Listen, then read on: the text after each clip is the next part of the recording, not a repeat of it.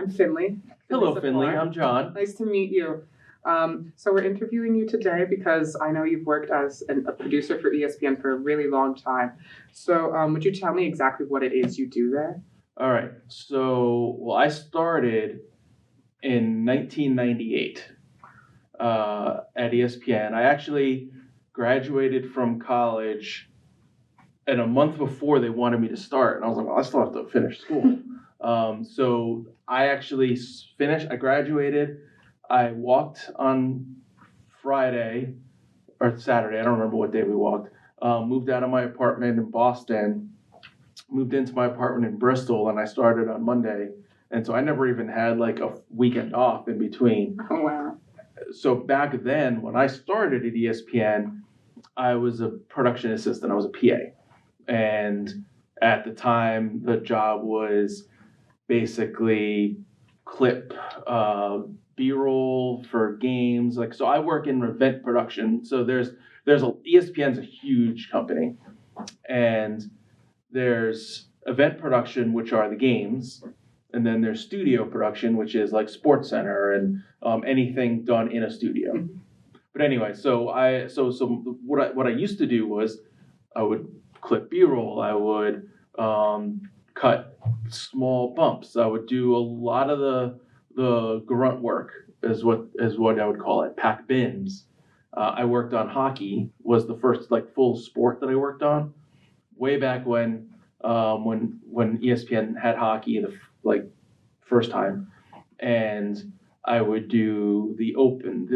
The biggest thing that I've done over my years is I've cut the open to the shows, which is the hype video, the thing that gets the viewer excited and tries to draw you in. If you were just flipping channels and you go, whoa, what's this? Oh, this is interesting. All right, I'll watch for a little bit, and then hopefully the game hooks you. That's what I became known for, is cutting the intros to shows. And so I started smaller. I was doing whatever I do, like a Vancouver Philly game, and I was on what was like the lowest level in our on our hockey group, and then I worked my way up to being the lead PA. Wow. And then from there, I got bigger roles. I became an AP, an associate producer, and I started producing graphics on live games. So when you see, the basketball player goes to the line and it says, he's shooting 5 of 10 with 15 points and 4 assists, I was the one putting those graphics together. Obviously, that's an easy one. I had to come up with like bigger graphics and more creative graphics. And it was live and it's stressful and there's producers yelling at you and directors yelling at you and your the guy that's actually typing everyone's yelling at you, and I don't like that.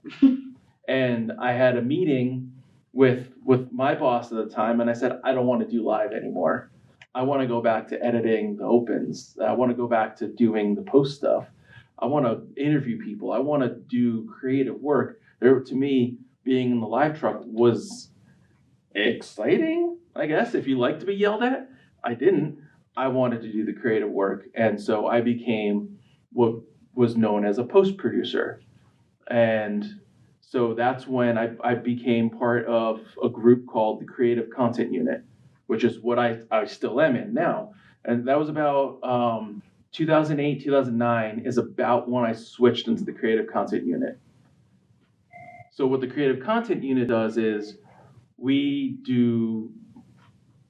they call us the Black Ops of ESPN. When there's a project that needs someone specialized, they send the CSU in. So we have a group. We're about 30 to 35 people strong. There's some of the most talented people on the planet. And I mean, in this business anyway. And I worked my way through that.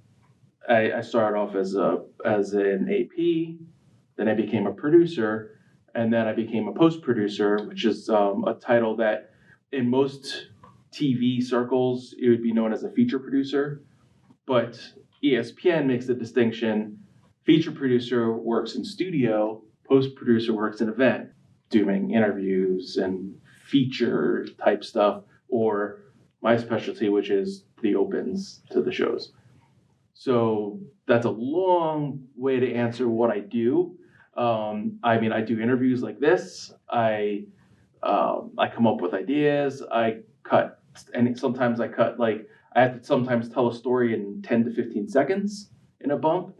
And sometimes I get 2 minutes, 2.5 minutes. I did the Stanley Cup playoffs that just happened on ESPN and ABC. And I was getting 90 seconds to 2 minutes at the start of the show. And sometimes it was you had a definite story that you had to tell, but then I had my boss, the coordinating producer, is like, I want to do something where we're just using sounds. I don't want to have a narrator. And so we had to be really creative. It's like, well, what the heck does that mean? And so I had to come up with a way to tell the story without actually being able to just tell the story. And that's the kind of creativity that I really like and really enjoy. Wow. So with the creativity aspect, would you say that that's like one of the really important parts of being a producer? Oh, well, no. The number one thing that you have to do is you have to serve your client. That's number one. And the client always changes. And so sometimes it's the different sports that you're working on. The client's always the fan. You always want to produce something for the fan and something that, you'd be excited to watch. The creativity, definitely like a part of it. But most important is serving your client, serving whoever you're working for, and then making sure you tell the story that they want to tell. Everything we do is storytelling. And there's a little thing that they call story magic. And what story magic is something where the beginning and the end, something happens. And if something doesn't happen, then why did you tell the story? You need that turn, that twist, that something. There was an example. So I took a class. It was John Sawatsky. It was this brilliant person that taught a lot of people at ESPN how to conduct an interview, how to produce pieces. And one of the things that he taught us was about story magic.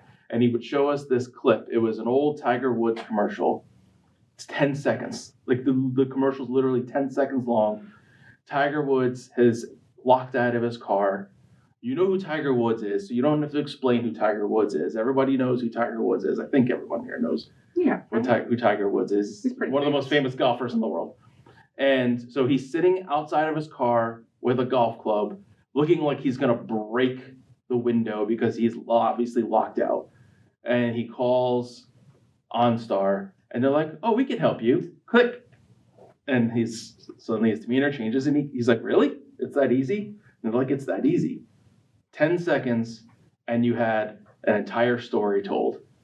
And the change was, he was ready to break this window. He was angry. And then problem solved. Everybody's happy. And that's the type of thing that they say it could be that easy.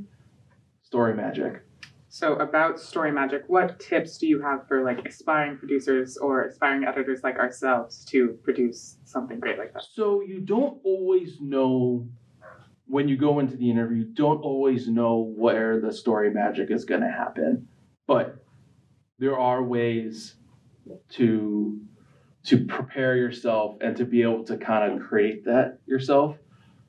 I like to, when I do an interview, when I'm going to prepare for an interview, I like to create the conversation, because the most important thing that the best way to get an interview is to make it a conversation and not have it be question, answer, question, answer, question, answer.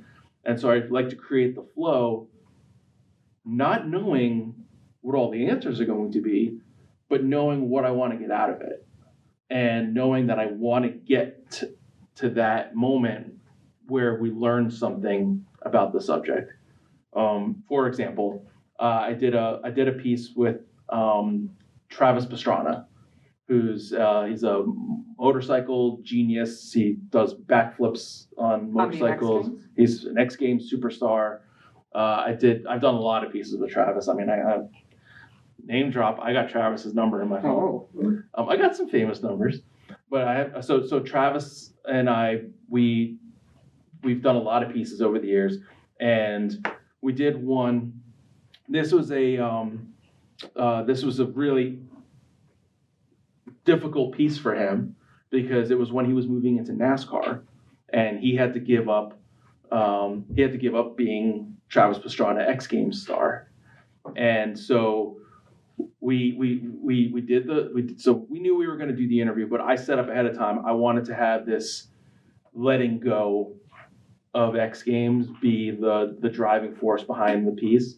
So I set up ahead of time having him drop all of his, like, a lot of stuff, like medals and trophies, and at one point he drops his motorcycle, and it's a really fun 30 seconds in to set up the piece and the idea of letting go. And so that's one of those situations where I prepared that ahead of time, and I talked to him about it, and he was sold on the idea, and he loved it.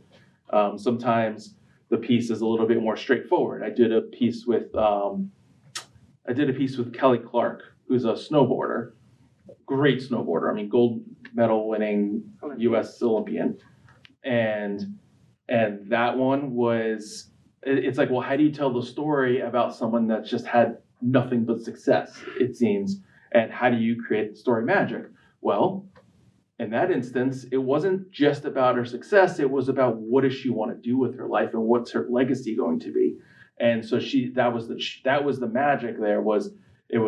She's the most successful female snowboarder on the planet, but she's not happy that she hasn't left her mark yet on the world, and so she wanted to do stuff for kids, and so that was our change, and I got that out of the interview, and I recognized that's what was on her mind, and listening to her during the interview, realizing she wants to talk about kids, and I asked her the question. I was like, "What do you want your legacy to be?" And she says, "My legacy isn't about gold medals. It's not about tricks. It's really going to be about when I'm gone, what's going to be left behind. And what I want to do is I want to help kids that didn't have an opportunity to snowboard, didn't have an opportunity to do what they wanted to do, and I want to give them an opportunity." And she created the Kelly Clark Foundation. And so that's what the piece ended up becoming. I didn't know it was going to get there until we were finished, because a lot of times they say, well, X Games is coming up. We want you to do a piece on Kelly Clark. We want you to do a piece on Travis Pastrana. We want you to, if it's basketball, I had to do a piece. I actually got to interview Pat Summitt, who is a legend. She's unfortunately passed now, but she was a legend basketball coach at Tennessee. And you don't know what the story is going to be ahead of time, and you just gotta figure it out. Thankfully, she's an incredible person, incredible personality, made it easy. I had another situation where I was interviewing the head coach at Rutgers, and Vivian Stringer. And I found out that day that I had to do the interview. I had to drive down to New Jersey and do the interview.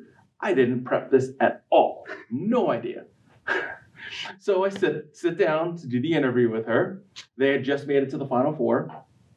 And I asked her, so, I knew that she had been to the Final Four before, 3 times actually. And so I said, so how does this compare? How does this trip to the Final Four compare to previous trips? Well, she ended up talking. So back then, we didn't have cards that we were recording to. We had videotape. This is a long time ago. I'm old. And she talked one question. She talked for half an hour. And my camera guy is like, he's like, John, I need to change tape. She talked, she cried. I had no idea she had all this tragedy. Her son died. Her husband was in the hospital after getting hit by a car accident. There was all this stuff that happened to her, and the story was incredible for one question. One question. I don't know how I was going to get a 30-minute answer into a feature, but I mean that's for me to figure out in post. Fix it in post. That's a phrase you'll hear a lot in your careers. But yes, you just never. Sometimes you don't know, and sometimes you plan ahead.